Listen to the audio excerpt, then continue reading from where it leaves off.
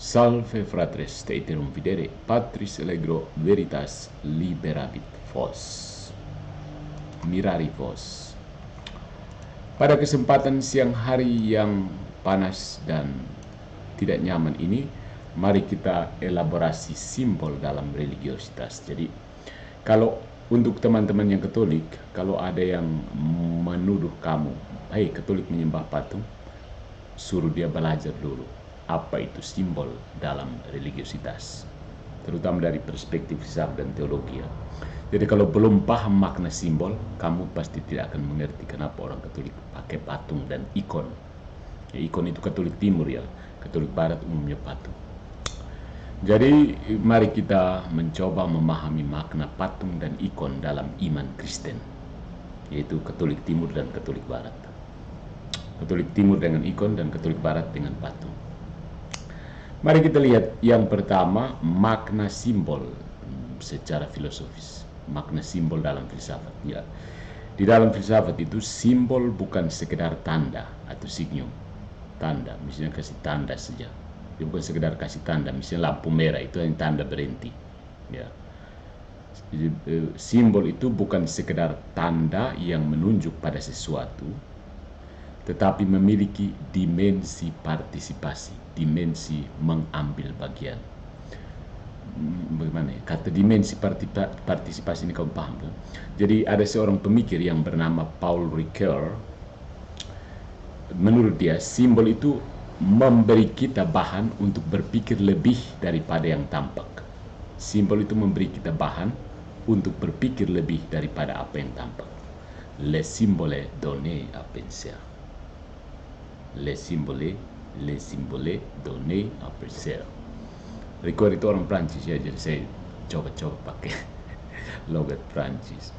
Artinya simbol itu menghadirkan realitas yang lebih dalam daripada bentuk fisiknya. Ya. Kamu ingat simbol apa ya? Yin Yang misalnya, yang lingkaran dengan black white itu. Jadi ada perbedaan penting di sini.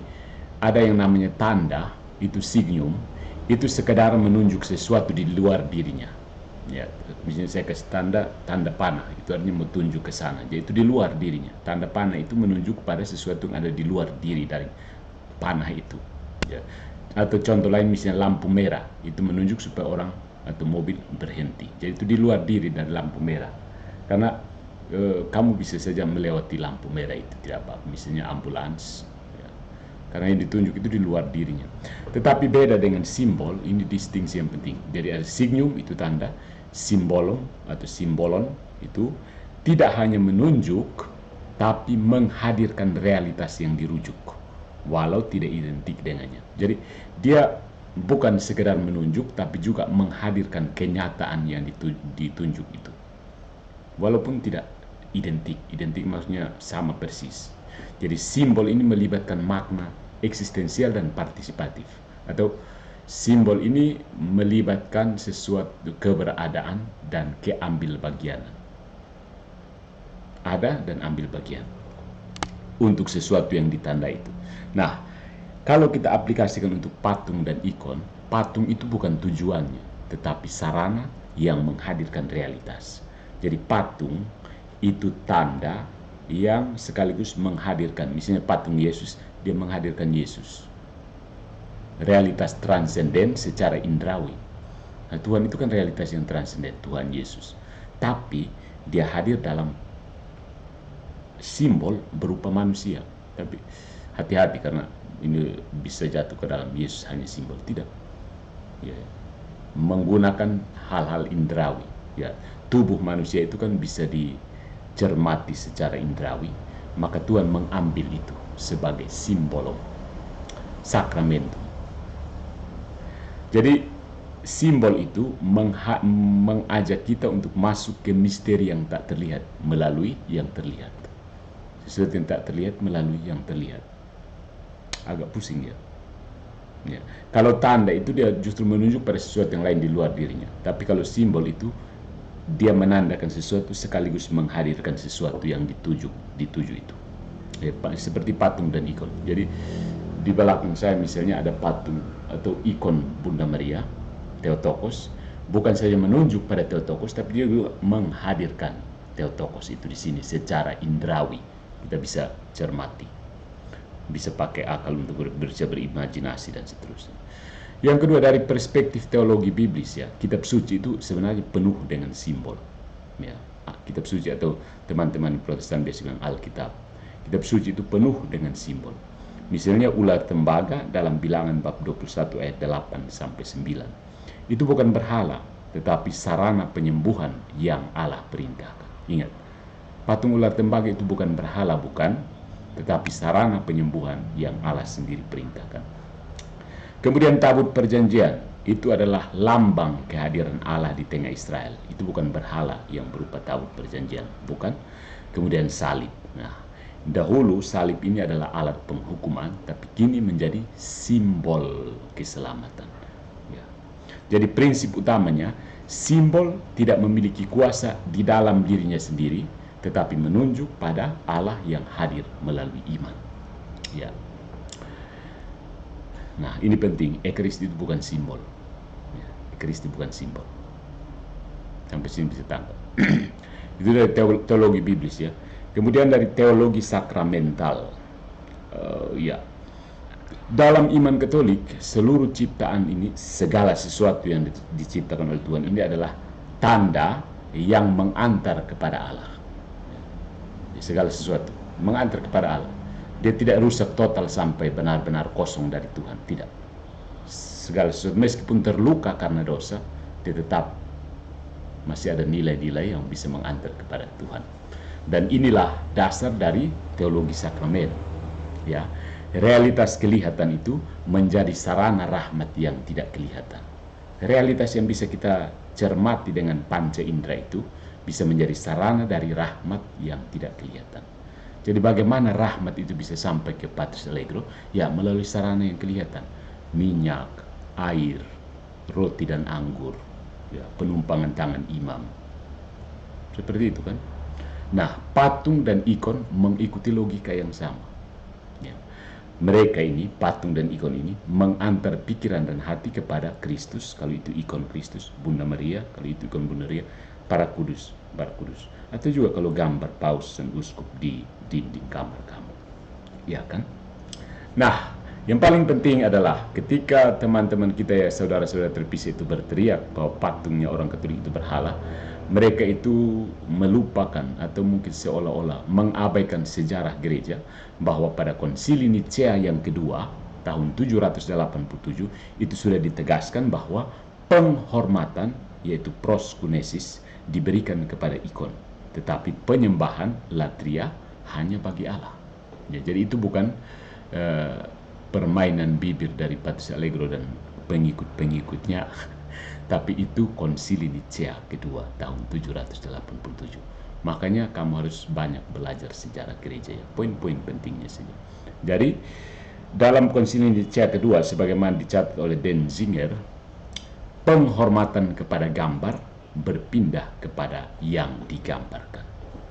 Contohnya seperti ketika menghormati bendera, kita tidak menghormati kain, sekedar kain yang berwarna merah dan putih.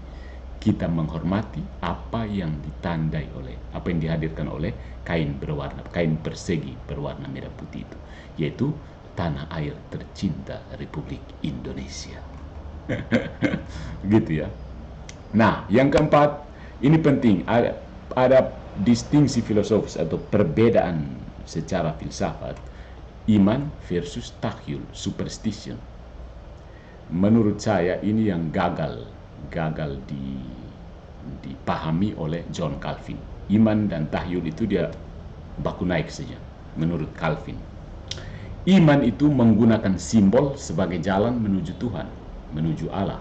Sementara tahyul menganggap simbol memiliki kekuasaan magis di dalam dirinya sendiri. Jadi Protestan pengikut Calvin itu tidak mampu, ya mereka miskategori, membuat kesalahan kategoris. Ya banyak ya, selama berjibaku dengan Protestan Calvinis, rupanya mereka punya banyak kesalahan kategori. Jadi mereka itu membuat kesalahan kategori dengan menganggap iman dan tahyul itu sama. Ya. Patung itu bukan Allah kecil, melainkan jendela menuju misteri. window to the divine. Begitu. Jadi kalau tahyul itu patung itu punya kekuatan di dalam dirinya sendiri. Ya. Tapi kalau misalnya patung Santo Antonio, dia punya kekuatan karena Santo Antonio-nya itu menyampaikan doa-doa kita kepada Tuhan kita Yesus Kristus, bukan? Jadi perlu ada distingsi yang tegas, jangan seperti John Calvin kasih baku naik antara fides dan superstitio, iman versus tahyul. Kemudian ada dimensi pedagogis. Patung dan ikon itu punya dimensi pedagogis. Ya. Bagi umat sederhana, patung itu membantu untuk membumikan iman. Ya.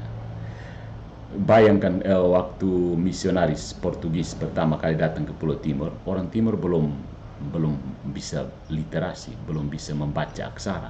Mereka hanya bisa lihat patung lalu membayangkan seperti apa Yesus.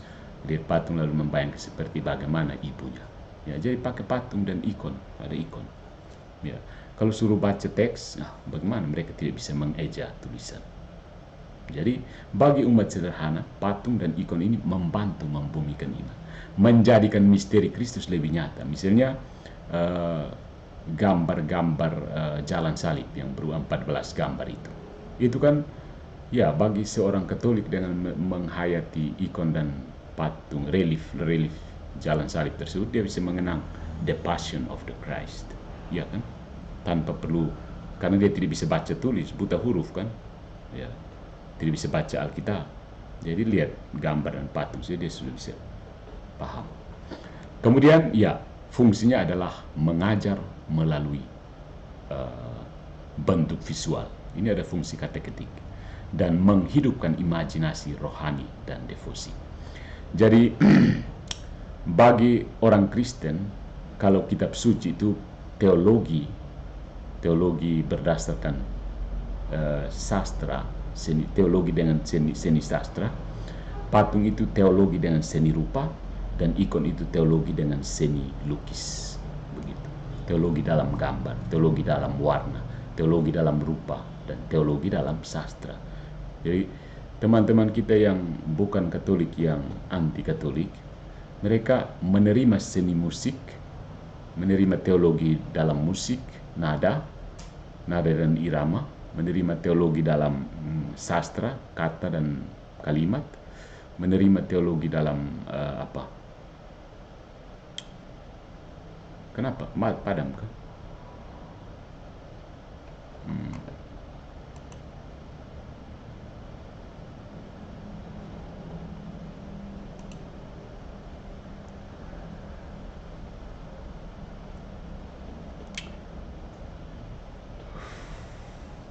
Tadi kenapa ini? Menerima teologi dalam ya, seni dan sastra, orang-orang tapi menolak teologi dalam bentuk seni rupa. Ya, kalau seni lukis mereka ya, ambigu, tidak tahu mereka terima atau buang. Ya. Jadi itu ada dimensi pedagogis dari patung. Jadi bagi ya saudara-saudariku, simbol ini adalah bahasa iman, bahasa dari iman. Patung dan ikon itu bukan berhala, karena berhala menggantikan Allah, sedangkan patung mengantar kita kepada Allah. Dan patung dan ikon itu bukan untuk disembah, tetapi untuk mengarahkan pikiran dan hati kepada realitas surgawi. Ingat, apapun tindakan seseorang di hadapan patung dan ikon itu tidak menjadikan patung ikon itu Allah. Agen dari luar, external agent, doesn't change the reality of the object. Begitu. Jadi teman-teman yang non Katolik kadang-kadang berpikir dengan berlutut di hadapan patung maka seketika patung itu menjadi Tuhan. Tidak kan? Aneh kalau bisa berpikir seperti itu. Dan yang paling penting adalah patung dan ikon ini adalah bagian dari tradisi inkarnasional, karena Allah sendiri hadir dalam yang kelihatan. Sabda menjadi daging. Ya. So, my friends, yang paling penting adalah teologi inkarnasi. Ya, ketika menolak patung dan ikon, tanpa sadar Anda sebenarnya menyangkal misteri inkarnasi. Ya. Patung dan ikon itu bahasa iman yang kasat mata, bukan pengganti Allah, melainkan tanda yang menuntun kita kepada Dia. Dan dalam dunia yang serba visual, simbol membantu kita menangkap kedalaman misteri yang tak kelihatan. Menolak simbol berarti melupakan kenyataan iman yang paling mendasar. Allah sendiri hadir dalam rupa manusia. Gambar Kristus adalah Injil dalam warna, kata Santo Yohanes Damascenus. Jadi siap untuk debat berikutnya. Kalau ada yang bilang Katolik penyembah patung, tanya balik. Apakah kamu menyembah bendera saat hormat pada sang merah putih? Karena kalau tidak, logikanya sama. Hormat tidak sama dengan menyembah. Ya bukan? So, that's it. Follow for more.